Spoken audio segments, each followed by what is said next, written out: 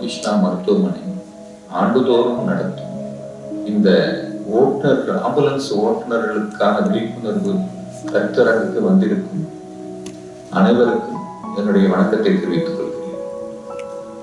இதில் குறிப்பாக கலந்து கொள்ள வந்திருக்கும் நம்முடைய இருப்பிட மருத்துவர் திரு கிருஷ்ணராஜ் அவர்களுக்கும், அவசர சிகிச்சை மருத்துவர் மஞ்சுநாதன் அண்ட் டாக்டர் பார்த்திபன் அவர்களையும், மற்றும் இங்கு வந்துள்ள ஆம்புலன்ஸ் உரிமையாளர்களையும் ஓட்டுநர்களையும் உதவியாளர்களையும் இந்த நிகழ்ச்சிக்கு ஏற்பாடு செய்த திரு முரளி காளியப்பன் அவர்களையும் இந்த நிகழ்ச்சிக்கு நான் மனதார வரவேற்கிறேன். ஆம்புலன்ஸ் ஓட்டுநர்கள் சமுதாயத்தின் மிக முக்கிய அங்கம் வகிப்பவர்கள். இவர்கள் உரிய நேரத்தில் நோயாளிகளை அவசர சிகிச்சை பிரிவுக்கு எந்த ஹாஸ்பிட்டல் ஆனாலும் சரி கொண்டு வந்து சேர்த்தால்தான் அவர்களை எங்களால் நல்ல முறையில் காப்பாற்ற முடியும். விபத்து மட்டுமல்லாது மற்ற நோயாளிகள் என்றால் இருதய நோயாளிகள், மூளை நரம்பு பாதிக்கப்பட்ட நோயாளிகள், அதாவது பக்கவாதம் வந்த நோயாளிகள், மாரடைப்பு வந்த நோயாளிகளை உரிய நேரத்தில் வந்து நீங்கள் இங்கு எங்களிடம் ஒப்படைத்தால்தான் அவர்களை முதலில் காப்பாற்ற முடியும் அண்ட் நல்ல நிலைமைக்கும் கொண்டு வர முடியும். நீங்கள் கொண்டு வரும் அந்த நேரம் ரொம்ப முக்கியமானது. நீங்க லேட் பண்ணா பேஷண்டோடைய ட்ரீட்மெண்ட் வந்து ரொம்ப லேட் ஆகும். அவங்களுக்கு உடனே ரொம்ப நாள் கழிச்சு தான் ரெக்கவர் ஆவாங்க. ஸோ உங்களுடைய உங்களோட ரோலை பத்தி நிறைய பேருக்கு தெரியாது. பத்தி இந்த மெடிக்கல் பீப்புள் எல்லாருமே உங்களோட ரோலை பத்தி தெரிஞ்சவங்க. ஏன்னா நீங்க தான் இதுக்கு வந்து ஆணிவேர் மாதிரி. இப்போ ஒரு ஸ்ட்ரோக் பேஷண்ட்டை சீக்கிரமா கூட்டு வந்தா ஸ்ட்ரோக்கை வந்து ரிவர்ட் பண்ணிடலாம். அதே மாதிரி ஹார்ட் அட்டாக் பேஷண்ட் உடனே வந்தா என்னன்னு கண்டுபிடிச்சு பிளாக் இருந்தா உடனே சரி பண்ணிடலாம். இது லேட் ஆகும் போது அவர்கள் ஒன்று இறந்து விடுகிறார்கள், இல்லாவிட்டால் வெஜிடேட்டிவ் ஸ்டேஜ் என்போம், அதாவது எந்தவித பிரயோஜனம் இல்லாமல் படைத்துக் கொள்வார்கள். இதுதான் நடக்கும். சோ இதிலிருந்து உங்களுடைய முக்கியத்துவம் என்ன என்பது உங்களுக்கு தெரியும். எங்களுடைய நோக்கம் கருத்தரங்கு விழிப்புணர்வு நடத்துவதன் நோக்கம் என்னவென்றால், நீங்கள் முறையாக முதலுதவி பயிற்சி பெற்றால் இன்னும் நிறைய நோயாளிகளை காப்பாற்ற முடியும். விபத்து நடக்கிற இடத்துலயோ இல்ல ஹார்ட் அட்டாக் வந்து இருக்கிற இடத்துலயோ இமீடியட்டா உங்களுக்கு வந்து முறையான முதலுதவி சிகிச்சை, சிபிஆர் என்போம், இதெல்லாம் வந்து உங்களுக்கு தெரிந்திருந்தால் இன்னும் அவங்களை நிறைய பேரை எங்களால காப்பாற்ற முடியும். உங்களுக்கு இந்த மாதிரி பயிற்சி கொஞ்சம் பேருக்கு தெரிஞ்சிருக்கலாம். தெரியாதவங்களுக்கு பயிற்சி ஏதாவது வேணும்னா நீங்க மிஸ்டர் முரளி காளியப்பனை கான்டாக்ட் பண்ணா அதுக்குள்ள பயிற்சி வந்து ராமகிருஷ்ணா மருத்துவமனையில் உங்களுக்கு கொடுக்க ஏற்பாடு செய்கிறோம். நீங்கள் அந்த பயிற்சி எடுத்துக்கொள்ளலாம். எடுத்துக்கொள்வதன் மூலம் நீங்க நிறைய பேரை காப்பாற்றலாம். நீங்க எந்த இடத்துல ஆக்சிடென்ட் ஆகுதோ இல்ல எந்த இடத்துல ஒரு நோயாளியை வீட்டுல இருந்து வேகமா ஷிஃப்ட் பண்றீங்களோ அதுல பக்கத்துல உள்ள ஹாஸ்பிட்டல், இந்த ஹாஸ்பிட்டலுக்கு தான் வரணும்னு நாங்க சொல்லல, நியரஸ்ட் ஹாஸ்பிட்டல் எங்க அந்த பேஷண்ட்டுக்கு உடனே நல்ல வைத்தியம் கிடைக்குமோ அங்க போய் சேர்க்கிறது தான் முறை. அதை நீங்க ஃபாலோ பண்ணா நல்லது. ராமகிருஷ்ணா ஆஸ்பத்திரிக்கு வர வேண்டிய பேஷண்ட்டும் வரட்டும், பட் நீங்க எங்க வேணாலும் கொண்டு போறோம். உங்களுடைய நோக்கம் வந்து பேஷண்ட் உடனே நல்லாகணுங்கிற நோக்கம் மட்டும்தான் இருக்கும் என்று கூறி, அடுத்து நமது மருத்துவர் doctor M Manjunathan and doctor M Parthiban அவர்களை பேசுமாறு அழைக்கிறேன். எல்லாருக்கும் வணக்கம். இது வந்து நான் எந்த டாபிக்கை பத்தி பேச போறேன் அப்படின்னா, இப்போ வந்து திடீர்னு ஒரு விபத்து நடக்குது, ஒரு ஆக்சிடென்ட் நடக்குது. அதாவது ஆக்சிடென்ட்னா இப்போ வந்து 2 வீலர் வெர்சஸ் 2 வீலர்னா அதுல வந்து ஒரு பேர் 2 பேர் தான் ஆக்சிடென்ட் ஆயிருப்பாங்க. இது வந்து கொஞ்சம் பேர் பேசும்போது 20 பேர் 30 பேர் அந்த மாதிரி, அதாவது பஸ் ஆக்சிடென்ட் ஆகலாம் இல்லை ட்ரெயின் ஆக்சிடென்ட் ஆகலாம். அந்த மாதிரி பெருசாக நடக்கும்போது நம்ம வந்து ஆம்புலன்ஸ்ல எப்படி வந்து மோசமா இருக்கிறவங்க, அப்புறம் ரொம்ப விபத்துல வந்து சின்ன காயங்கள் இருக்கிறவங்க இல்லை நல்லா இருக்கிறவங்க, இவங்களை வந்து எப்படி வந்து தனித்தனியாக பிரித்து யாரை ஃபர்ஸ்ட் ஷிஃப்ட் பண்ணுறோம், யாரை வந்து அடுத்த ஷிஃப்ட் பண்ணுறோம், யாரை வந்து கடைசியாக ஷிஃப்ட் பண்ணுறோம் அப்படிங்கிறத பொறுத்து தான். அதை வந்து எப்படி நம்ம பிரிக்கிறோம், யாரை நம்ம ஃபர்ஸ்ட் கொண்டு வரணும் அப்படிங்கிறத பொறுத்து தான் நம்ம முக்கியத்துவம் கொடுக்கணும். ரொம்ப அடிப்பட்டவங்க முக்கியத்துவம் கொடுத்து அவங்க ஃபர்ஸ்ட் ஷிஃப்ட் பண்ணணும். அந்த பேர் வந்து நம்ம வந்து இங்கிலீஷ்ல வந்து மெடிக்கல் டேர்ம்ல ட்ரையேஜின்னு சொல்லி சொல்லுவோம். அதுல வந்து மூணு கேட்டகரி இருக்கு. ரெட், எல்லோ, கிரீன் இருக்கு. அடுத்தது பிளாக். அதாவது பிளாக்னா அந்த ஸ்பாட்ல இறந்துட்டாங்க அப்படின்னு அர்த்தம். ஸோ இந்த இறந்தவங்களை வந்து நம்ம வந்து ஃபர்ஸ்ட் ஷிஃப்ட் பண்ணி ஒரு பிரயோஜனம் இல்லை. ஸோ அவங்க வந்து அதே இடத்துல விட்டுடலாம். ஸோ மீதி இருக்க ரெட், எல்லோ, கிரீன் அப்படின்னு சொல்லி நம்ம வந்து பிரிச்சிடறோம். மூணா பிரிக்கிறோம். அந்த விபத்துல அந்த இடத்துலயே பிரிச்சிடறோம். அந்த ரெட்டுங்கிறவங்கள முதல்ல ஷிஃப்ட் பண்ண போறோம், ரெண்டு கேட்டகரியில இருக்கிறாங்க. அடுத்தது எல்லோங்கிறவங்க சிவப்பு ஷிஃப்ட் பண்ணதுக்கு அப்புறம் வந்து நம்ம ஷிஃப்ட் பண்ண போறோம் எல்லோ கேட்டகரி. கடைசியா ஷிஃப்ட் பண்ண போறது கிரீன் கேட்டகரி. ஸோ இப்போ வந்து சின்ன ஒரு வீடியோ போட்டு காட்ட போறோம். அது வந்து எப்படி நடக்குது, ஒரு இதுக்கு முன்னாடி ராமகிருஷ்ணா ஒரு செயல்முறை விளக்கம் நாங்க பண்ணியிருக்கோம். அதோட வீடியோ வந்து பாருங்க. இதுதான் அந்த இன்சிடென்ட். இப்போ பார்த்தீங்கன்னா ஒருத்தர் ஒரு மாதிரி இன்ஜுரி இருக்கு. ஒருத்தர் கையில் அடிபட்டிருக்கு, ஒருத்தர் வயிற்றுல அடிபட்டிருக்கு, ஒருத்தர் தலையில அடிபட்டிருக்கு, சில பேர் மூச்சு விட முடியாம இருக்காங்க, காலில் அடிபட்டிருக்கு, பிரெக்னென்ட் லேடி இருக்காங்க, குழந்தைங்க இருக்காங்க. இந்த மாதிரி எல்லா பாப்புலேஷனும் இருக்காங்க. ஸோ இவங்களை வந்து நம்ம எப்படி வந்து ஸ்டேட் பண்ண போறோம் அப்படிங்கிறத வந்து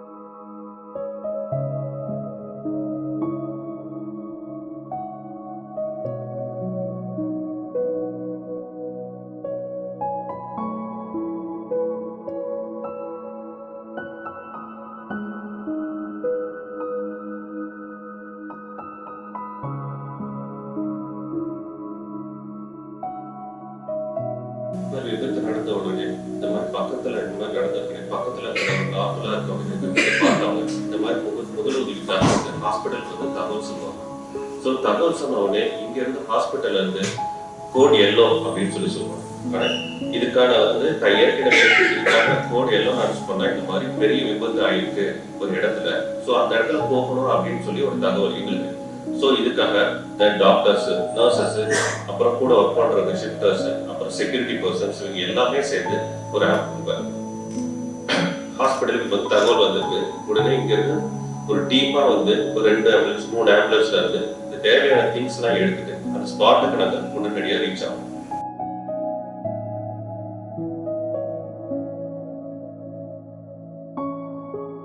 இதுல வந்து நாங்க வந்து உள்ள அனௌன்ஸ் பண்ண உடனே டேக் போட்டுருக்கோம். எதுக்காக அந்த டேக் போடுறோம் அப்படின்னா, ரெண்டா பிரிஞ்சு அங்க இருக்க 2 டீம். ஒண்ணு வந்து அந்த அடிப்பட்ட ஸ்பாட்டுக்கு போற ஒரு டீம், இன்னொரு வந்து ஹாஸ்பிட்டலுக்கு உள்ளே இருக்கிற டீம். ஸோ ஹாஸ்பிட்டல் வெளியில அடிபட்டு அவங்க வந்து ஆம்புலன்ஸ்ல அனுப்பிச்சிடுவோம். அங்க இருந்து அந்த டீம் வராது. ஸோ அவங்க வர உள்ளுக்குள்ள இருக்கிற டீம் வந்து அவங்க தனித்தனியா பிரிச்சு அவங்க பார்த்துட்டு இருப்பாங்க. ஸோ உள்ளுக்குள்ள இருக்கிற நாங்களே வந்து ரெண்டா பிரிஞ்சுடுவோம். ஸோ அந்த திங்ஸ் எல்லாம் எடுத்துட்டு ஆம்புலன்ஸுக்கு வந்து பரவாயில்ல அந்த ஸ்பாட்டுக்கு வந்து நாங்க போயிடுவாங்க.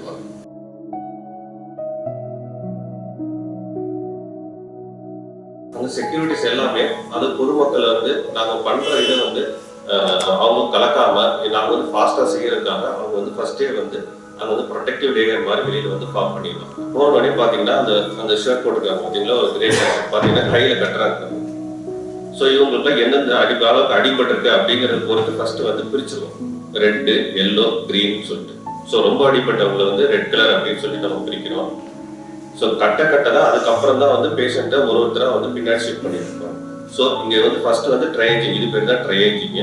எடுத்தவொடனே நாங்கள் நேராக போய் பேஷண்ட் வந்து பார்க்க போறது. ஃபர்ஸ்ட் வந்து அந்த 1 நிமிஷத்துக்குள்ள யாருக்கு எவ்வளவு முக்கியத்துவம் கொடுக்கணும் அப்படிங்கறது வந்து ஃபர்ஸ்ட் முடிவு பண்ணிடுவோம். அதுதான் கலர்ல பாத்தீங்கன்னா கையில் வச்சுருக்கோம், ரெட், எல்லோ கலர்ல தனித்தனியா டேக் வச்சிருக்கோம். ஸோ அது கட்ட அதுக்கு தகுந்த ஸ்டாஃப் வந்து 3ஆ பிரிஞ்சுருவாங்க. ரெட் கலருக்கு தனியா ஸ்டாஃப்ஸ், எல்லோ கலருக்கு தனியா ஸ்டாஃப்ஸ், கிரீன் கலருக்கு தனியா ஸ்டாஃப்ஸ். ஸோ எல்லாம் பிரிஞ்சு அவங்க தனித்தனியா அந்த பேஷண்ட் வந்து பார்க்க ஆரம்பிச்சிருவாங்க. அந்த ஷிஃப்ட் பண்ணும்போது பார்த்தீங்கன்னா ஒரு தடவையும் வந்து அந்த ஷிஃப்டிங் இருக்கிறத யூஸ் பண்ணி தான் ஒரு தடவையும் ஷிஃப்ட் பண்ணுவாங்க. அதில் வந்து மெயினாக வந்து அந்த சூழ்நிலை வந்து இல்லாதவங்க அவங்க தான் வந்து ஃபர்ஸ்ட் ப்ரிஃபரன்ஸ் கொடுப்போம். அடுத்தது வந்து தலையில அடிபட்டு, வாயில அடிபட்டு பேச முடியாம இருக்கவங்க, அப்புறம் நெஞ்சில மூச்சு இதுல வந்து பாதிப்பானவங்க, அப்புறம் வயிற்றுல வந்து ரொம்ப கம்பியெல்லாம் குத்துனவங்க, இவங்களுக்குலாம் தான் ஃபர்ஸ்ட் ப்ரிஃபரன்ஸ் கொடுப்போம். ஸோ அவங்களுக்குலாம் வந்து அடிப்பட்ட இடத்துலயே வந்து முதலுதவி பண்ணிட்டு அதுக்கப்புறம் தான் நம்ம ஆம்புலன்ஸ்ல ஏற்றுவோம். இதெல்லாம் வந்து காலில் அடிபட்டு நடக்க முடியாதவங்க நம்ம வீல் சேர்ல தனியாக கொடுத்துக்கிறோம்.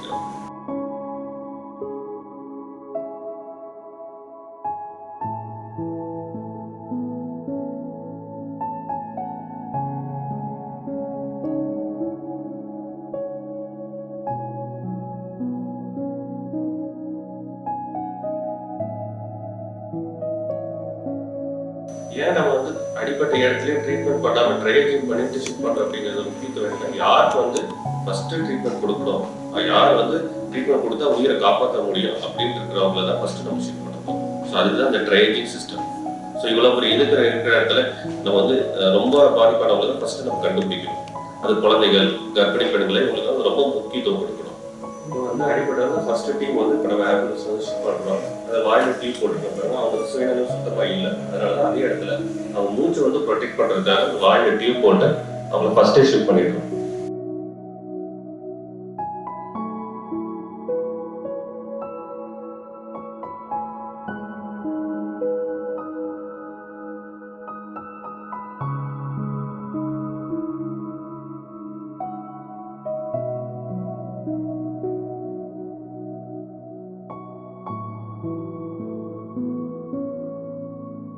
ஸோ அடுத்தது வந்து ஷிஃப்ட் பண்ண ரெடியாக இருக்காங்க. ஸோ அடுத்த ஆம்புலன்ஸ் வர நம்ம அடுத்த ஷிஃப்ட் பண்ணிக்கிட்டே இருக்கோம். ஆனால் வந்து யார் ஷிஃப்ட் பண்ண முடிவு பண்ணதுக்கு அப்புறம் தான் இது எல்லாமே நடக்குது. ஃபர்ஸ்ட் எய்ட் ட்ரீட்மெண்ட் அங்கே முடிஞ்சிருக்கு. திருப்பி ஹாஸ்பிட்டல் வந்ததுக்கு அப்புறம் திருப்பி வந்து ஃபர்ஸ்ட்ல திருப்பி ட்ரீட்மெண்ட் வந்து ஸ்டார்ட் பண்ணுவோம். திருப்பி வந்து இனிஷியல்ல நம்ம அவுட் சைடில் பண்ணியிருந்தாலும் திருப்பி வந்து முதல்ல இருந்து ட்ரீட்மெண்ட் வந்து ஆரம்பிக்கும். திருப்பி அடிப்பட்ட காயங்கள்லாம் எந்த அளவுக்கு இருக்கு, அப்புறம் வந்து சுனாமி எப்படி இருக்கு, பிபி எப்படி இருக்கு, ஏன்னா அடிப்பட்ட இடத்துல வந்து எல்லாத்தையும் பண்ண முடியாது. அதனால ஹாஸ்பிட்டல் ரிசீவ் பண்ணதுக்கு அப்புறம் வந்து இது எல்லாமே நம்ம பண்ணணும். இதுல ஒரு டீம் வந்து யாராவது அடிபட்டு இருக்கு, முடிஞ்சளவு உங்களோட பேரு, எத்தனை பேர் வந்து ஷிஃப்ட் பண்றோம் அப்படிங்கறத வந்து கணக்கு வச்சுக்கிட்டே இருக்காங்க. ஸோ அடுத்தது வந்து அதே டீம் வந்து ஹாஸ்பிட்டலுக்குள்ள வந்ததுக்கு அப்புறம் அந்த ஏற்கனவே நேம் என்டர் பண்ணது எல்லாமே வந்துட்டாங்களா அப்படிங்கிறத செக் பண்ணிக்குவாங்க. இது அடிப்பட்ட இடத்துல இறந்தவங்க. ஸோ அந்த இடத்துல இறந்தவங்க வந்து கடைசியா பாருங்க எல்லாத்தையும் ஷிஃப்ட் பண்ணிட்டோம். அந்த இடத்துல வந்து நம்ம வந்து இம்பார்ட்டன்ஸ் எது கொடுக்க வேணாம் அப்படிங்கிறத கடைசியா நம்ம ஷிஃப்ட் பண்ணுவோம்.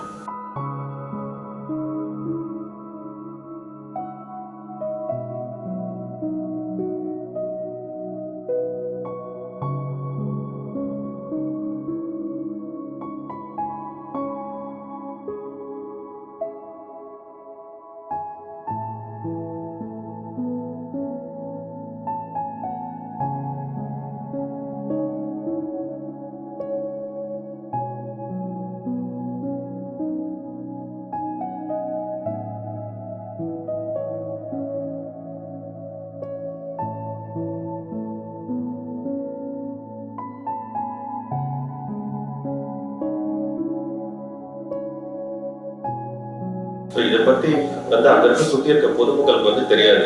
ஏன்னா அங்க வந்து சில பேர் வந்து ரெடியா இருக்காங்க, ஆம்புலன்ஸ் வந்துருச்சு, ஆனா ரெடியா இருக்கவங்களை வந்து ஷிஃப்ட் பண்ணாம இவங்களுக்கு குறிப்பிட்ட ஆளுங்களை மட்டும் ஷிஃப்ட் பண்றாங்க அப்படின்னு சொல்லிட்டு வந்து சொல்லுவாங்க. அவங்களுக்கு என்ன புரியல அப்படின்னா யாரை வந்து ஃபர்ஸ்ட் ஷிஃப்ட் பண்ணணும் அப்படிங்கிறது வந்து புரியல. அதுதான் வந்து அவங்களோட வெளியில இருந்து பார்க்கறவங்களுக்கு இருக்கிற ஒரு இது. ஸோ ஸ்லோவா இருந்தாங்க, ஏற்கனவே ரெடியா இருக்க அவங்கள வந்து ஷிஃப்ட் பண்ணல அப்படின்னு சொல்லி சொல்லுவாங்க. ஸோ பேசிட்டு இருக்கிறவங்க நம்ம வந்து ஷிஃப்ட் பண்ண போறதில்ல. சுயநலம் கம்மியா இருக்கிறவங்க, சுயநலம் இல்லாதவங்க, இவங்க தான் முதல் முக்கியத்துவம் கொடுக்கும். இது வந்து விபத்து நடந்த இடத்துல இருந்து இப்போ அவங்களே வந்து ஹாஸ்பிட்டலுக்கு வந்து ஷிஃப்ட் பண்ணியிருக்கோம்.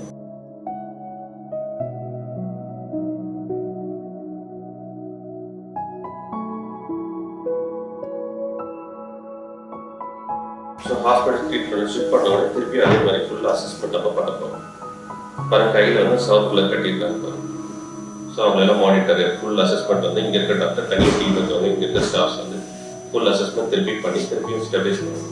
ஸ்டெபிலைஸ் பண்ணதுக்கு அப்புறம் இதுக்குன்னு அப்புறம் பப்ளிக் எலெக்ஷன் ஆஃபீஸர் இருப்பாங்க. இவங்களுக்கு இருக்க முதல்ல இவங்க யாரு என்ன அப்படின்னு சொல்லிட்டு இவங்களுக்கு வீட்டுக்கு தகவல் கொடுப்பாங்க. இதுவரை நம்ம வந்து வீட்டில் எதுவும் தகவல் தெரியல, ஆனால் இனிஷியல் ட்ரீட்மெண்ட் கொடுத்து அவங்க உயிர் வந்து காப்பாற்றிட்டோம். ஸோ அடுத்தது வந்து இங்க இருக்க டீம் காப்பானதுக்கு அப்புறம் அவங்கள்ட்ட இருந்து இன்ஃபர்மேஷன் கேதர் பண்ணி ஃபோன் பண்ணி சொல்லி அவங்க வீட்டுல இருந்து வர சொல்லி அதுக்கப்புறம் மேற்கொண்டு ஆப்ரேஷன் தேவையா இருக்குதா என்ன பண்ணணும் அப்படிங்கறத வந்து அவங்க டிஸ்கஸ் பண்ணிட்டு ஃபர்தரா நம்ம வந்து ப்ரொசீட் பண்ணணும். அப்புறம் அங்கிருந்து வாயில டியூப் போட்டு வந்த பேஷண்ட்ஸ் பாருங்க இப்போ வந்து ஃபர்தரா திருப்பி வந்து இங்க இருக்க மிஷின்ஸ்ல எல்லாம் கனெக்ட் பண்ண போறோம்.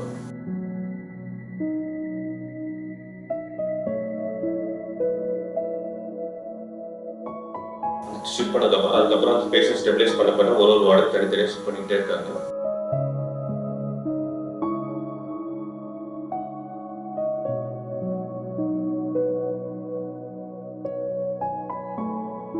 இது பார்த்தீங்கன்னா ஆல்மோஸ்ட் மேக்ஸிமம் ½ அன் ஹவருக்குள்ள இது வந்து நடந்துருக்கு. ஆக்சிடென்ட் நடந்த இடம், அப்புறம் அங்கேருந்து ஹாஸ்பிட்டல் டீம் போயிருக்கு, அங்கேருந்து ஆம்புலன்ஸ் ஷிஃப்ட் ஆயிருக்கு, ஆம்புலன்ஸ் வந்து எமர்ஜென்சிக்கு வந்திருக்கு, எமர்ஜென்சியில் திருப்பி பார்த்து திருப்பி ஹாஸ்பிட்டல். இது எல்லாமே அரை மணி நேரத்துக்குள்ள நடந்தது. ஸோ இங்கேருந்து ஹாஸ்பிட்டல் 2 டீம் பிரிஞ்சதுக்கப்புறம் இது பண்ணுறது, அதுக்கப்புறம் 2 பிரிஞ்சதுக்கப்புறம் தனித்தனியாக ஒரு டிபார்ட்மெண்ட் போயிடுவாங்க. ஸோ இவங்க வந்து ஐசிக்கு போயிருக்காங்க. ஸோ ப்ரெக்னென்ட் லேடி டெலிவரி ஆகிற மாதிரி இருந்தால் அவங்க வந்து ஆப்ரேஷன் தேட்டருக்கு போயிடுவாங்க. அப்புறம் பிபி ரொம்ப கம்மியாக இருக்கவங்க திருப்பி ஐசியில் வச்சு அதுக்கான பிளட் தேவைப்படும், அது கொடுப்பாங்க. இது வந்து ஒரு பேஷண்ட். ஸோ இதே மாதிரி மற்ற பேஷண்ட்ஸ்க்கு அந்த இடத்துல தனித்தனியாக அதுக்கு வந்து ட்ரீட்மெண்ட் நடந்துகிட்டே தான் இருக்கும். அந்த தகவல் சொன்னதுக்கப்புறம் அந்த அட்டண்டர்ஸ்லாம் இப்போ தான் வந்திருக்காங்க. ஸோ அவங்களுக்கு என்ன நடந்ததே தெரியாது இப்போ அவங்களுக்கு. ஸோ அது வந்து இனிஷியலாக வந்து அங்கே என்ன பண்ணோம், என்ன நடந்துச்சு அப்படிங்கிறது வந்து அங்கே இருக்க அட்டண்டர்ஸ் வந்து சொல்லி புரிய வைக்கிறது. ஸோ திருப்பி வந்து இங்கே அசஸ் பண்ணும்போது இதோட மூச்சு வந்து போதுமானவோ இல்லை அப்படின்னு திருப்பி நம்ம ஹாஸ்பிட்டலில் அடுத்த கட்ட ட்ரீட்மெண்ட் வந்து ஆரம்பிக்கிறோம். ஸோ ட்ரீட்மெண்ட் வந்து மாறிக்கிட்டே இருக்கும். ஆரம்பத்தில் பார்க்கும்போது அந்த அளவுக்கு தேவைப்படல. ஹாஸ்பிட்டல் வர வர அவரோட நிலைமை வந்து குறைஞ்சிருக்குது. அதுக்கப்புறம் நம்ம ஃபர்தராக ஹாஸ்பிட்டலில் நம்ம அதுக்கான ட்ரீட்மெண்ட் வந்து ஸ்டார்ட் பண்ணுறோம். ஸோ என்னதான் நம்ம வந்து 2 எல்லோ கிரீன் ட்ரைஸ் பண்ணியிருந்தாலும் அது வந்து விபத்து நடந்த இடத்துல மட்டும்தான். டைம் ஆக பேஷண்ட் வந்து நல்லா மோசமாகலாம். அது வந்து நம்ம ட்ரீட் பண்ணிட்டு திருப்பி அதுக்காக தான் நம்ம ஹாஸ்பிட்டல் உள்ளே வந்ததுக்கப்புறம் ரீட்ரைனிங் பண்ணுறதால திருப்பி வந்து பேஷண்ட் ஃபுல்லாக பார்க்கணும்.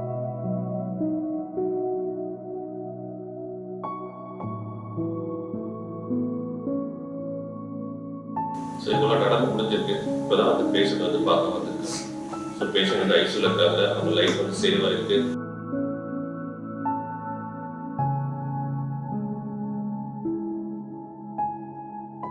இது எல்லாமே எதனால அப்படின்னா தக்க சமயத்தில் வந்து ஷிஃப்ட் பண்ணுறது ஒரே காரணத்தினால தான் இந்த அளவுக்கு நம்மளால பண்ண முடியுது. ஸோ நம்ம யாரை வந்து ஃபர்ஸ்ட் ஷிஃப்ட் பண்ணணும் அப்படிங்கிறது மட்டும்தான் ஒரு நிறைய பேர் இருக்கிற இடத்துல யார் ஃபர்ஸ்ட் ஷிஃப்ட் பண்ணணும் அப்படிங்கிறத நம்ம வந்து இது உணர்த்துது. ஸோ ப்ரெக்னென்ட் லேடி ஆப்ரேஷன் தேட்டரில் ஷிஃப்ட் பண்ணுறதுக்கு முன்னாடி நடக்கிற சிகிச்சை சைமல்டேனியஸாக பார்த்தீங்கன்னா இங்கே தேட்டரில் நடக்குது, அந்த பக்கம் ஐசியூவில் நடக்குது, அந்த பக்கம் வார்டு நடக்குது, ஓபியில் நடக்குது. இது எல்லாமே அட் அ டைமில் நடந்துட்டு இருக்கு. இவங்களாம் வந்து சின்ன சின்ன காய்கள் இருக்கு, காலை மட்டும் அடிபட்டு. ஸோ மற்றபடி ஸோ இவங்களாம் வார்டுக்கு வந்துட்டாங்க.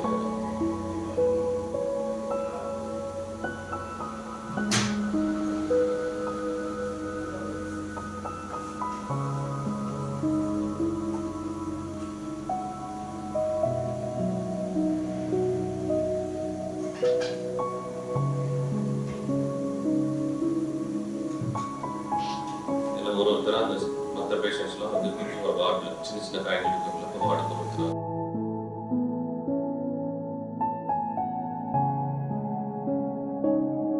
இதெல்லாம் ரொம்ப சின்ன காய்கள், ஒன்றுமே இல்லாத காய்கள் ரொம்ப சேர்ல உட்கார வச்சுருக்காங்க. இப்போ வந்து ஓபிக்கு போயிடும்.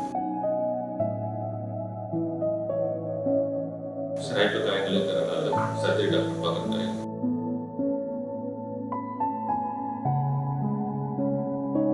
கடைசியாக எல்லா பேஷண்ட்டும் ட்ரீட்மெண்ட் பண்ணதுக்கப்புறம் அங்கே வெளியில் இருக்க அட்டண்டன்ட் சொல்லிட்டு இருக்கோம். அதில் வந்து இந்த இறந்துட்டாங்க பேஷண்ட்டு, அந்த பேஷண்ட்டு அட்டண்டன்ட் தான் வந்திருக்காங்க. ஸோ அவங்கள்ட்ட வந்து இதை வந்து சொல்லி புரிய வைக்கணும். ஸோ அவங்களுக்கு என்ன நடந்தது எது நடந்ததுன்னே தெரிஞ்சிருக்காது.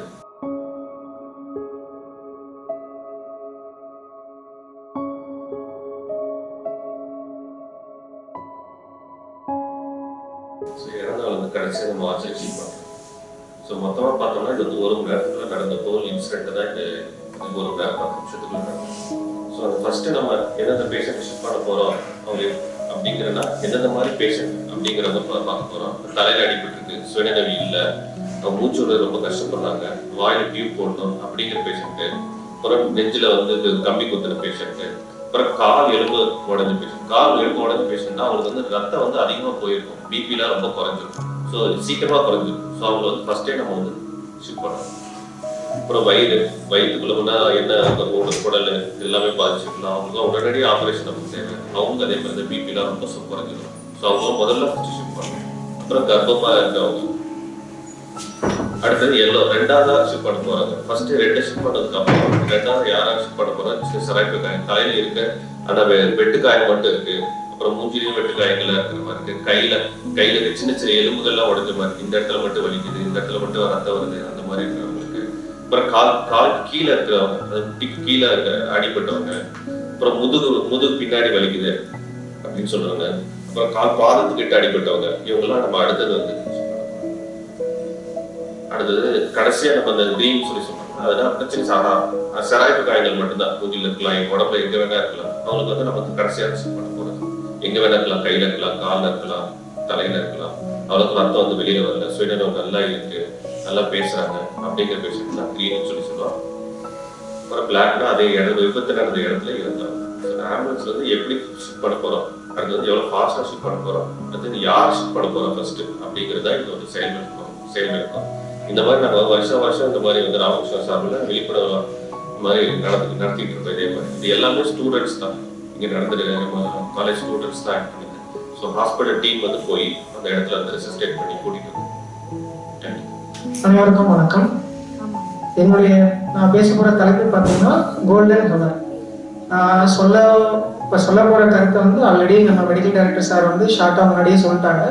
அதாவது யாருக்காவது ஒருத்தருக்கு இன்சிடென்ட் நடக்குதோ இல்லை ஒரு பேஷண்ட்டை நீங்கள் பிக்கப் பண்ண போறீங்கனாலோ அவங்களுக்கு என்ன முதலுதவி செய்யறீங்க, ப்ளஸ் அவங்கள நோயோட தன்மையை பொறுத்து எவ்வளோ சீக்கிரம் மருத்துவமனைக்கு கூட்டிகிட்டு போறீங்கிறத பொறுத்து தான் அவங்களுடைய லைஃப்பை காப்பாற்றுறதும் அவங்க வாழ்நாளில் பின்னாடி எப்படி சர்வைவ் ஆக போகிறாங்கிறதுலையும் இம்பார்ட்டன்ஸ் இருக்குது. ஸோ அதில் ஒரு சிலது அவங்களுக்கு என்னென்ன முதலுதவி, பேஷண்ட் என்னென்ன தொந்தரவு இருக்கோ அதை பொறுத்து அவங்களுக்கு என்னென்ன முதலுதவி தேவைப்படுது, என்னென்ன செய்யணும், என்னென்ன செய்யக்கூடாது, யாருக்கு ப்ரையாரிட்டி கொடுக்கணுங்கிறத பற்றி இப்போ நம்ம பார்க்க போகிறோம். ஸோ என்னென்ன செய்யணும், என்னென்ன செய்யக்கூடாது ஒரு ஸ்பாட்ல. இப்போ மோஸ்டாக காமனாக என்ன ஆகுதுன்னா ஆக்சிடென்ட், இதுதான் காமனாக நடக்கிறது. நிறைய கேஸ் வருது. அது இல்லாமல் மற்ற தொந்தரவுகள், ஹார்ட் அட்டாக், பக்கவாதம், அது மாதிரி நிறைய வருது. ரோடு டிராஃபிக் ஆக்சிடென்ட் ஒருத்தவங்களுக்கு நடக்குது. இதுக்கு முன்னாடி சார் பேசினது ஒரு மாசம் பெரிய ஒரு 30-40 பேருக்கு ஒரு இன்சிடென்ட் நடந்துச்சுன்னா என்ன பண்ணணும், என்ன ஃபர்ஸ்ட் எய்ட் கொடுக்கணுங்க பற்றி சார் சொன்னாங்க. இப்போ அதே ஒரு 2-3 பேருக்கு ஆக்சிடென்ட் ஆகுது. அந்த ஸ்பாட்ல போயிட்டு நீங்க ஃபர்ஸ்ட் எய்டா அவங்களுக்கு என்ன கொடுக்கணும், எப்படி ஷிஃப்ட் பண்ணணும் என்னங்கிறத பற்றி சொல்ல போகிறோம். ஸோ ஃபர்ஸ்ட் இப்போ ஒரு 2 வீலரே போகுது, ஒரு கார் அடிச்சு ஆக்சிடென்ட் ஆகுதுன்னா அவங்க ரோட்ல விழுந்துருக்காங்க அப்படின்னா ஃபர்ஸ்ட் அவங்கள சேஃபான பிளேஸுக்கு நீங்க போய் பாக்குறீங்கன்னா அந்த இன்சிடென்ட் நடந்த பைக்லயோ கார்லயோ உள்ள மாட்டிருக்காங்கன்னா அவங்கள சேஃபான பிளேஸ்க்கு ஃபர்ஸ்ட் மாற்றணும். சேஃபான பிளேஸ்னா ஒரு பிளாட்டான சர்ஃபேஸ், சப்போஸ் நடு ரோட்ல இருக்காங்கன்னா ரோட்டோட ஓரத்துக்கு கொண்டு வரணும். இதுதான் ஃபர்ஸ்ட் மாற்றணும். அது எதுக்காகனா அந்த அடிபட்டு பாதிக்கப்பட்டவங்களோட சேஃப்டிக்காகவும் பிளஸ் நம்மளுடைய சேஃப்டிக்காகவும். நடு ரோட்லயே வச்சு நம்ம ஏதாவது பார்த்துட்டு இருந்தோம்னா மறுபடியும் ஏதாவது வண்டி ஏதாவது பின்னாடி வரலாம், நம்ம மேலேயும் அடிச்சு பாதிப்பு ஏற்படுற வாய்ப்பு இருக்கு, கிரௌடு அக்கமுலேட் ஆகிறதுக்கு வாய்ப்புகள் இருக்கு. அதனால அடிப்பட்டவங்களை முதல்ல சேஃபான பிளேஸ்க்கு ஷிஃப்ட் பண்ணணும். சப்போஸ் ரோட்ல இருந்தா ரோடோட ஓரத்துக்கு பாதுகாப்பான இடத்துக்கு மாற்றணும். அடுத்தது ஏற்கனவே அந்த வீடியோவில் காமிச்ச மாதிரி ஆக்சிடென்ட் ஆனவங்களை எப்பவுமே எல்லா ஆம்புலன்ஸ்லயுமே மேக்சிமம் வச்சிருப்பீங்க இந்த போர்டு, ஸ்பைன் போர்டுன்னு சொல்லுவாங்க. ஆக்சிடென்ட் ஆகி ஒருத்தவங்க சுயநினைவோட இருந்தாலும் சரி இல்லை சுயநினைவு இல்லாம இருந்தாலும் சரி அவங்கள மேக்சிமம் எதுல ஷிஃப்ட் பண்ணணும்னா இந்த ஸ்பைன் போர்டுன்னு சொல்லக்கூடிய ஒரு ரிஜிடான கெட்டியான ஸ்ட்ரக்சர் மாதிரி இருக்கும். அதுல வச்சு அதுக்கப்புறம் ஸ்ட்ரக்சர்ல நம்ம மொபைல் ஸ்ட்ரக்சர்ல வச்சு ஆம்புலன்ஸ் ஏற்றுறது தான் பெட்டர். எதுக்காக இது பண்றோம்னா ஸோ ஆக்சிடென்ட் ஆனவங்களுக்கு முக்கியமா தண்டுவடத்தில் அடிபடுறதுக்கு வாய்ப்புகள் அதிகமா இருக்கு. ஸோ அந்த தண்டுவடத்தில் அடிபடும் போது இந்த மாதிரி ஸ்ட்ரக்சர்ல வச்சு பண்ணும்போது அவங்களுடைய மொபைல் அவங்களுடைய மூவ்மெண்ட் இல்லாம ஷிஃப்ட் பண்ணாலும் அந்த சப்போஸ் தண்டுவடத்தில் அடிபட்டுருந்துச்சுன்னா அந்த எலும்பு உடஞ்சிருந்தாலும் அந்த எலும்பு விலகாமல் இருக்கிறதுக்கு வாய்ப்புகள் அதிகம். ஸோ மேக்சிமம் ஆக்சிடென்ட் ஆனவங்களை இந்த ஸ்பைன் போர்டுன்னு சொல்ற போர்டில் ரிசீவ் பண்ணி அதுக்கப்புறம் ஸ்ட்ரக்சர்ல ஷிஃப்ட் பண்றது தான். ஸோ அடிபட்டவங்களை என்னைக்குமே ஸோ அடிபட்டு ஒருத்தவங்க சுயநினைவு இல்லாமல் இருக்காங்க, நீங்க போய் பார்க்குற ஸ்பாட்ல அவங்களுக்கு என்ன பண்ணக்கூடாதுன்னா அவங்களுடைய தலைப்பகுதியை எப்பவுமே அசைக்கக்கூடாது. ஸோ அடிபட்டு சுயநினைவு இல்லாமல் இருந்தாங்களோ இல்லை கழுத்து பகுதியில் அடிபட்டிருக்கு, இல்லை அடிப்பட்டவங்க பேசுறாங்க ஆனால் அவங்களுக்கு கழுத்து பகுதியில் வலி இருக்குன்னு சொல்றாங்க, கை கால் ஏதாவது வரலன்னு சொல்றாங்க. அப்படி இருக்கும்போது அவங்களுக்கு மேக்சிமம் என்ன இருக்க வாய்ப்பு இருக்குன்னா நம்ம இந்த தண்டுவடத்துல முக்கியமா கழுத்துல இருக்க எலும்புல அடிபட்டிருக்க உண்டான வாய்ப்புகள் மிக அதிகமா இருக்கு. ஸோ அந்த மாதிரி இருக்கிற பேஷண்ட்டை நம்ம முக்கியமா என்ன பண்ணக்கூடாதுன்னா தலையை தூக்கக்கூடாது, கழுத்துல அமுக்கக்கூடாது, கழுத்து பகுதியை இந்த பிக்சர்ல காமிச்சிருக்க மாதிரி கழுத்து பகுதியில எந்த மூமெண்ட்டும் இல்லாத மாதிரி மேக்சிமம் பார்த்துக்கிறது ரொம்ப நல்லது. நம்ம அந்த கழுத்து பகுதிக்கு மூவ்மெண்ட் கொடுக்கும்போது இன்னும் என்ன ஆகும்னா, சப்போஸ் அந்த கழுத்தெலும்பு ஏதாவது ஒழுங்குதுன்னா இன்னும் பாதிப்புகள் வந்து அதிகமாக வரக்கு வாய்ப்புகள் இருக்கு. அதனால அவங்களுக்கு கை கால் சைடு போது மற்ற தொந்தரவுகள்லாம் ரொம்ப அதிகமாக வர்றதுக்கு வாய்ப்புகள் இருக்கு. ஸோ இது மாதிரி தலைப்பகுதியை தூக்கவும் கூடாது, கழுத்து பகுதியில் எந்த அசைவும் இல்லாத மாதிரி பார்த்துக்கணும். ஸோ சப்போஸ் அவங்களுக்கு கழுத்துல ஏதாவது நம்ம நேராக வைக்கணும் என்னன்னு பண்ணணும்னு பார்த்தோம்னா, இது மாதிரி நம்ம அவங்களுடைய தலைப்பகுதிக்கு பின்னாடி போய் நின்றுட்டு நம்ம 2 கையையும் காதோட ஒட்டி வச்சு அவங்க கழுத்து பகுதிக்கு நேராக இருக்கிற மாதிரி பிடிச்சிக்கணும். இந்த படத்துல காமிச்சிருக்க மாதிரி கழுத்து பகுதியை வந்து இது பண்ணணும். ஸோ மேக்ஸிமம் எல்லா ஆம்புலன்ஸ்லயும் அந்த கழுத்து பகுதிக்கு போடுற சர்விக்கல் காலர்னு சொல்லுவாங்க. ஸோ ஒருத்தவங்களுக்கு கழுத்துல வழி சொல்றாங்க, இல்லை சுயநினைவு இல்லாமல் இருக்காங்க அப்படின்னா அவங்களுக்கு வந்து மேக்ஸிமம் இந்த சர்விக்கல் காலர்னு சொல்லக்கூடிய காலரை வந்து நீங்க அந்த ஸ்பாட்லயே வந்து போட்டா இன்னும் அவங்களுடைய அந்த கழுத்து பகுதியில் ஏற்படக்கூடிய பாதிப்புகள் இன்னும் அதிகமாகாம ப்ரிவென்ட் பண்றதுக்கு வாய்ப்புகள் அதிகமா இருக்கு. ஸோ அதுக்கு அடுத்தது அடிப்பட்ட இடத்துல இருக்கவங்களுக்கு சப்போஸ் நெஞ்சிலேயோ வயிற்றுலையோ ஏதாவது மரமோ இல்லை ஒரு கண்ணாடியோ இல்லை கத்தியோ இது மாதிரி ஷார்ப்பான ஆப்ஜெக்ட் ஏதாவது குத்தி இருக்கு நீங்க போய் பார்க்கும் போதுன்னா அதை இமிடியேட்டா ரிமூவ் பண்ணவே கூடாது. ஏன் ரிமூவ் பண்ணக்கூடாதுன்னா, சப்போஸ் அந்த குத்தி இருக்கிற ஆப்ஜெக்ட் வந்து ஒரு கத்தியோ இல்லை கட்டையோ இல்லை கிளாஸ் பீஸோ ஏதோ குத்தி இருக்குன்னா அது உடம்புல இருக்கக்கூடிய நெஞ்சிலையோ வயிற்றுலையோ குத்தி இருக்கும் போது முக்கியமான ரத்த குழாயில போய் குத்தி இருக்கிறதுக்கு வாய்ப்புகள் இருக்கு. அதை நம்ம சடனா நீங்க அந்த ஸ்பாட்லயே ரிலீஸ் பண்ணும் போது என்ன ஆகும்னா, இந்த ரத்த குழாயில இருந்து ப்ளீடிங் வர்றதுக்கு உண்டான வாய்ப்புகள், ரத்த கசிவு ஏற்பட்டு பிபி பல்ஸ் எல்லாம் குறையிறதுக்கு உண்டான வாய்ப்புகள் வந்து ரொம்ப அதிகமா இருக்கு. ஸோ எப்பவுமே இது மாதிரி ஆப்ஜெக்ட் குத்தி இருக்கும் போது அவங்கள வந்து அதே பொசிஷன்ல ஹாஸ்பிட்டல் வரைக்கும் டிரான்ஸ்ஃபர் பண்றது தான் வந்து மிகச்சிறந்த ஒன்று. ஸோ நீங்க போய் பார்க்குற ஸ்பாட்ல ஒருத்தவங்க இடுப்புல வலி சொல்றாங்க, இடுப்பெலும்பு முறிஞ்ச மாதிரி இருக்கு, இடுப்புல நல்லா வலி சொல்றாங்கன்னா அந்த இடுப்பெலும்பு முறிஞ்சதை ஃபர்ஸ்ட் எய்டா நம்ம என்ன கேர் கொடுக்கலாம்னா, ஒரு துணியோ பெட்ஷீட்டோ இந்த படத்துல காமிச்சிருக்க மாதிரி நம்ம வச்சு சுத்திக்கணும். சுத்திட்டு இது மாதிரி வந்து டைட்டா கட்டிடணும். ஏன்னா உடம்புல இருக்கிற எலும்புலயே எதுல முறிஞ்ச பாதிப்புகள் அதிகமா வரும்னா இடுப்பெலும்பு முறிஞ்சாதான். ஸோ இடுப்பெலும்பு வழியே தான் முக்கியமான பெரிய ரத்த குழாய்கள்லாம் காலு கீழே போகும். ஸோ இடுப்பெலும்பு முறியும் போது என்ன ஆகும்னா, அந்த எலும்பு முறிஞ்ச பகுதியை வந்து ரத்த குழாயில போய் குத்தி அந்த ரத்த குழாயை வந்து ரத்த கசிவு ஏற்படுறதுக்கு வாய்ப்புகள் அதிகமா இருக்கும். ஸோ இப்போ பிளட் லாஸ் வந்து நிறைய ஆகும். ஸோ அதை நம்ம இது மாதிரி ஃபர்ஸ்ட் எய்ட் கொடுக்கும்போது ஒரு பெட்ஷீட்டோ இல்லை ஏதோ ஒரு துணியோ எது வச்சிருக்கீங்களோ அதை வந்து நல்லா டைட்டா போட்டு இடுப்புல சுத்தி டைட்டா கட்டிக்கணும். ஸோ அப்போ வந்து அந்த இடுப்பெலும்பு முறிஞ்ச பகுதி ஸ்டெபிலைஸ் ஆகி நம்ம ரத்த கசிவு வந்து கம்மி பண்றதுக்கு வாய்ப்புகள் இருக்கு. ஸோ அதான் ஒரு கையில ஃப்ராக்சர் ஆயிருக்கு இல்லை காலில் ஃப்ராக்சர் ஆயிருக்குன்னா அந்த பகுதியில் அடிப்பகுதியில வந்து நம்ம இந்த படத்துல காமிச்சிருக்க மாதிரி அந்த எல்லோ கலர் ஒரு நீட்டமான ஸ்கேலோ இல்லை ஏதோ நம்ம ஆம்புலன்ஸ்ல எது இருக்கோ அந்த ஸ்பிளிண்ட்னு சொல்லுவாங்க, அது எல்லாரும் வச்சிருப்பீங்க. அந்த ஸ்பிளிண்ட்டை போட்டு இறுக்கமா கட்டி அதுக்கு தகுந்தாப்புல அந்த ஃப்ராக்சர் வந்து இன்னும் மொபிலைஸ் ஆகாம பார்த்துக்கணும். ஏன்னா உடஞ்ச எலும்பு பகுதி வந்து நல்லா விலகி செல்ல பக்கத்துல இருக்க நரம்பு சதை இதெல்லாம் குத்தும் போது இன்னும் பாதிப்புகள் அதிகமாக ஏற்படுறதுக்கு வாய்ப்புகள் இருக்கு. அதனால அந்த முடிஞ்ச அளவுக்கு அந்த எலும்பு முறிஞ்ச பகுதி வந்து விலகி போகாம இருக்கிறதுக்காக அந்த அடியில பேடு இல்லை மாதிரி இந்த மாதிரி ஸ்பிளிண்ட் வச்சு கட்டிக்கணும். ஸோ இது காமனா ஒரு விபத்து நடந்துச்சுன்னா அவங்களுக்கு நம்ம பண்ணக்கூடிய முதலுதவி. ஸோ மெயினா சுயநினைவு இல்லாம ஸ்பைன் போர்ட்ல தான் ஷிட் பண்ணணும். சுயநினைவு இல்லாமல் இருக்கிறவங்களுக்கு கழுத்துல அடிபட்டிருக்கிறவங்களுக்கு அந்த சர்விக்கல் காலர்னு சொல்லக்கூடிய இதை வந்து போடணும். தலையை தூக்கி பார்க்கக்கூடாது, கழுத்து பகுதியில் எந்த அசைவும் இல்லாம பார்த்துக்கணும் முக்கியமா. ஸோ அடுத்தது நம்ம பிரெயின்ல முக்கியமா பாதிப்பு ஏற்படுதுன்னா அது ஸ்ட்ரோக், பக்கவாதம்னு சொல்லுவாங்க.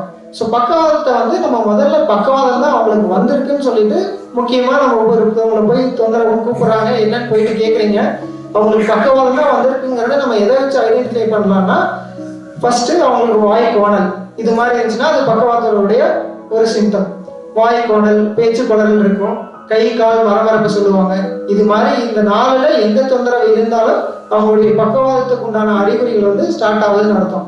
ஸோ மற்ற எல்லாத்தையும் விட பக்கவாதத்துக்கு வந்து ஒரு 4 மணி நேரத்துக்குள்ள நம்ம ஹாஸ்பிட்டலுக்கு போனால் வந்து ஸ்கேன் பண்ணி மூளைக்கு போகிற ரத்த குழாயில் அடைப்பு தான் இருக்குன்னு கன்ஃபார்ம் பண்ணிட்டா இப்போதைக்கு இருக்க அட்வான்ஸ்ட் ட்ரீட்மெண்ட் படி அந்த அடைப்பை கரைக்கிறதுக்கு உண்டான மருந்து, ஆன்ஜியோ பண்ணி ஸ்டண்ட் இதெல்லாம் வைக்கிறதுக்கு இருக்கு. பட் இது எந்த நேரத்துக்குள்ள பண்ணணும்னா, நம்ம தொந்தரவு ஆரம்பிச்சு ஒருத்தவங்களுக்கு வாய்க்குள்ளர்கள் காலையில் ஒரு 6 மணிக்கு ஆரம்பிக்கிறதுன்னு சொல்றாங்கன்னா மேக்சிமம் ஒரு 11 மணிக்குள்ள நம்ம ஸ்கேன் எல்லாம் எடுத்து அடைப்பு தான் இருக்குன்னு கன்ஃபார்ம் பண்ணிட்டோம்னா அவங்களுக்கு இனிஷியலா அந்த அடைப்பை கரைக்கிற மருந்தெல்லாம் போட்டா இம்ப்ரூவ்மெண்ட் சீக்கிரம் வர்றதுக்கு வாய்ப்புகள் இருக்கு. ஸோ அதை நம்ம என்ன பண்ணணும்னா அவங்களுக்கு ஸ்ட்ரோக் தான் சொல்லிட்டு நம்ம ஃபர்ஸ்ட் ரெகனைஸ் பண்ணணும். ஸோ பேச்சு குளறல், வாய் ஒரு சைடா இழுக்கிறது, கை கால் மரமரப்பு இதெல்லாம் வந்து ஸ்ட்ரோக்கோட சிம்டம்ஸ். ஸோ இது எவ்வளோ சீக்கிரம் ரெகனைஸ் பண்ணி எவ்வளோ சீக்கிரம் நீங்கள் ஹாஸ்பிட்டல் ட்ரான்ஸ்ஃபர் பண்ணுறீங்களோ அதை பொறுத்து தான் அவங்களுடைய இம்ப்ரூவ்மெண்ட் பிற்காலத்தில் எப்படி இருக்குங்கிறத முடிவு பண்ணணும். லேட்டாக மூளை நரம்புகள் வந்து பாதிச்சுட்டே இருக்கும். அவங்க கை கால் சைடுலேருந்து வாழ்நாள் பூரா பெட்லேயே இருக்க மாதிரி சப்போர்ட்டோடு இருக்க மாதிரி ஆகும். ஸோ ஃபஸ்ட்டு எதுதான் தொந்தரவுன்னு ரெகனைஸ் பண்ணும். சப்போஸ் கண்டுபிடிச்சிட்டா ஒரு 4 மணி நேரத்துக்கு ஹாஸ்பிட்டலுக்கு வந்து ஷிஃப்ட் பண்ணிடும். ஸோ அடுத்தது ஹார்ட் அட்டாக். ஸோ பக்கவாதத்தை விட முக்கியமானது வந்து ஹார்ட் அட்டாக். ஸோ ஹார்ட் அட்டாக்கை பொறுத்த வரைக்கும் ஒவ்வொரு நிமிஷமும் ஒவ்வொரு வினாடியும் வந்து ரொம்ப முக்கியம்.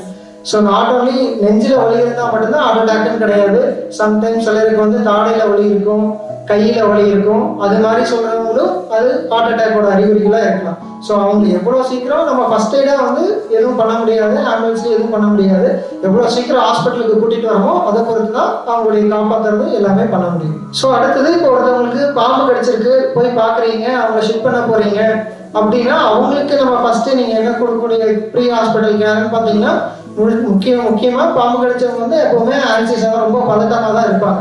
ஸோ அவங்களுடைய பதட்டத்தை தடுக்கக்கூடிய மாதிரி நம்ம ஏதாவது பண்ணணும். பேச்சு கொடுக்கறது, அவங்க ரிலாக்ஸாக இருக்க வைக்கிறது. ஸோ அது மாதிரி எதுக்காக பண்ணணும்னா, இப்போ அவங்களுக்கு ஒருத்தவங்களுக்கு கையிலேயே பாம்பு கடிச்சிருக்கு, அது பிளட்ல வந்து மிக்ஸ் ஆயிடுச்சுன்னா அவங்க பதட்டப்பட்டு இதாகும் போது என்ன ஆகும்னா அவங்களுடைய இறுதி துடிப்பு வந்து ரொம்ப அதிகமாகும். ஸோ அந்த பிளட்டில் இருக்கக்கூடிய விஷயம் வந்து என்ன ஆகுனா ஹார்ட் வந்து அதிகமாக துடிக்கிறதுனால வேகமாக உடம்புல வந்து பரவ ஆரம்பிக்கும். ஸோ அதனால அவங்க மேக்ஸிமம் ரிலாக்ஸாக இருந்தாங்கன்னா அவங்களுடைய விஷத்தன்மை பரவக்கூடிய தன்மை வந்து கம்மியாக இருக்கும். ஸோ அதனால அவங்கள வந்து மேக்ஸிமம் எவ்வளோ பதட்டப்படாமல் வச்சுக்கிறோமோ அவ்வளோ நல்லது. ஸோ இன்னொன்று எல்லாம் காமனாக பண்ணக்கூடிய தப்பு என்னன்னா, இந்த பாம்பு கடிச்ச பகுதிக்கு மேலே வந்து நல்லா டைட்டாக போட்டு கட்டுவாங்க. ஸோ அதை எப்பவுமே பண்ணக்கூடாது.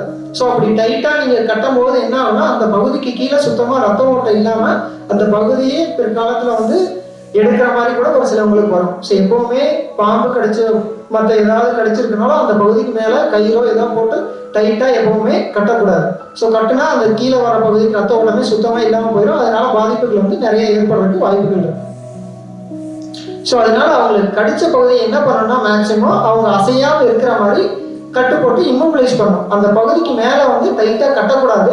அந்த பகுதியை கட்டி அவங்க மூவ் பண்ணாமல் மட்டும் பார்த்துக்கணும். ப்ளஸ் அந்த கடிச்ச பகுதி எந்த இடத்துல இருக்கோ அதை வந்து கீழே தொங்க போடாமல் அதை மேலே வந்து தூக்கி வச்சுக்கிற மாதிரி ஏதாவது சப்போர்ட் கொடுத்துட்டு ஷிஃப்ட் பண்ணணும். ஸோ இதுதான் காமனாக ஒரு சில விஷயங்களுக்கு நம்ம பண்ணக்கூடிய முதலுதவி.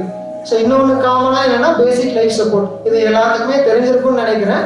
அப்படி இல்லை ஒரு ரோட்லேயோ ஒரு வேற எங்கேயோ ஒரு இன்சிடென்ட் நடக்குதுன்னா நம்ம அவங்களுக்கு கொடுக்கக்கூடிய பேசிக்கான முதலுதவி என்னன்னா பேசிக் லைஃப் சப்போர்ட்னு சொல்லுவாங்க. ஃபர்ஸ்ட் முதலுதவி. ஸோ அது ஃபர்ஸ்ட்டாக ஒரு எக்ஸாம்பிள், ஒரு ரோட்ல ஒருத்தவங்க நடந்து போயிட்டு இருக்காங்க, நீங்கள் போகிறீங்க அப்படின்னா அவங்க மயக்கம் போட்டு விழுந்துடுறாங்க. மயக்கம் போட்டு அவங்க முன்னாடி விழுந்துடுறாங்க. ஸோ அவங்க என்ன பண்ணணும்னா நம்ம ஏற்கனவே சொன்ன மாதிரி பாதுகாப்பான ரோட்டோட நடுவில் விழுந்துடுறாங்க, இல்லை ஒரு கேம்பஸோட ஸ்டெப்ஸ்லேயே விழுந்துடுறாங்கன்னா ஒரு சமதளமான தரைப்பகுதிக்கு வந்து அவங்கள வந்து மாற்றணும். மாற்றினதுக்கப்புறம் என்ன செக் பண்ணணும்னா அவங்களுடைய 2 தோள்பட்டையும் பிடிச்சி அவங்க பேர் தெரிஞ்சா பேர் சொல்லி கூப்பிடணும். இல்லை அவங்க ரெஸ்பாண்ட் பண்ணுறாங்களா, நீங்கள் கூப்பிட்ற குரலுக்கு வந்து திரும்ப பேசுகிறாங்களா இல்லையாங்கிறத வந்து செக் பண்ணணும்.